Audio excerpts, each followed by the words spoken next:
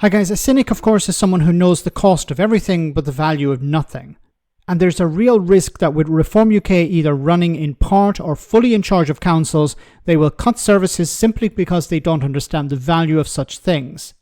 We keep hearing how business people or such a mindset needs to be employed at local and national governmental level. But this is insane, as public services are not for-profit companies. Here a Reform UK councillor gave a ridiculous example of one such cut, demonstrating a complete lack of understanding of the value of that service. Well, I've just talked about the home to school transport. That is one, definitely. Potholes, contractors, fixing the roads. That is definitely another one. A smaller one, and I don't know how much, this is literally, I've just come out of my first informal cabinet meeting 5 minutes ago, talking to my head of my cabinet member for education and skills. She has found out that Kent County Council is paying for classes for adult education centres up and down the county that are teaching English as a second language. Now, I'm saying to my cabinet member, can we look into this? How much is this costing us? Why are we paying to teach people English as a second language? Shouldn't the onus be on the individual? If you come to this country, you can use Duolingo on your phone for nothing. You can use apps. If we do have to provide these classes, can we do them remotely? You know, do we have to be paying for the upkeep of a whole building for adult education for teaching people English as a second language? Hang on though, that's a bit contradictory. Reform MPs are constantly banging on about people who come here from overseas needing to learn English. I get your point on Duolingo, but it's a rather idiosyncratic language, Lyndon. I mean, you can't be a reformer cancelling English classes for people who don't speak the lingo.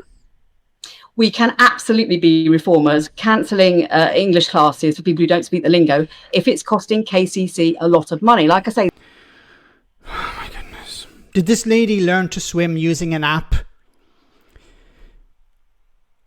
The Reform constantly complain, as the Tory journalist pointed out there, you're constantly complaining about people not learning the language. You're constantly complaining about people not integrating. What is the best way for people to integrate into a society? By learning the language, by providing them with this support. It's a public service. It's supposed to supply the public with a service. Maybe it's not everyone is going to access this service, but it's for people to help them integrate. And if they're able to integrate, they're able to work. And if they're able to work, they're able to contribute to society. They're able to pay taxes. Isn't this what you want? Reform UK keep complaining about people not integrating. Well, and if you provide them with English courses, it will help them integrate. And we're talking about people who probably can't afford to do English lessons. And if they can't afford to do those English lessons, then they're not going to do them. And if they don't do them, then they're not going to be integrating to the same speed as they could be.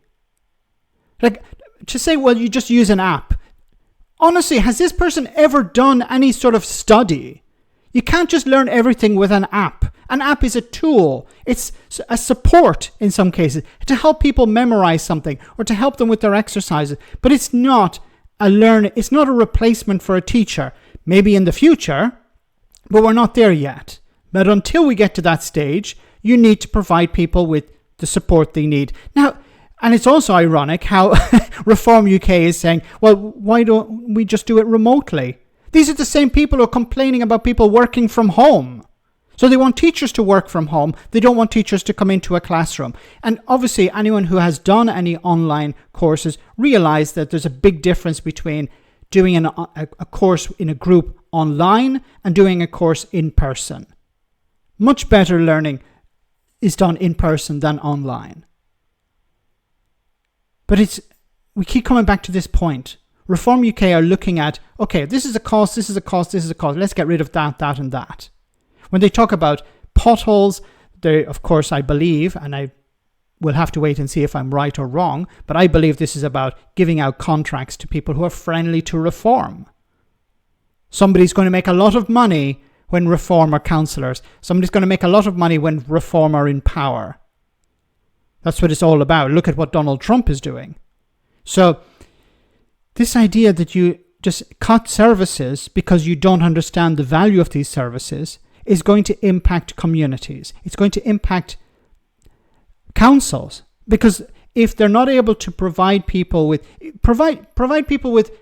a small costly English course, what happens? Those people learn the skills they need, they start getting jobs, and then they don't need to rely on the council maybe later on for housing or other services. They're able to contribute more. But Reform UK don't seem to understand the value of this. Let me know in the comment section, guys, what you think. As always, your comments are greatly appreciated. Thanks a lot.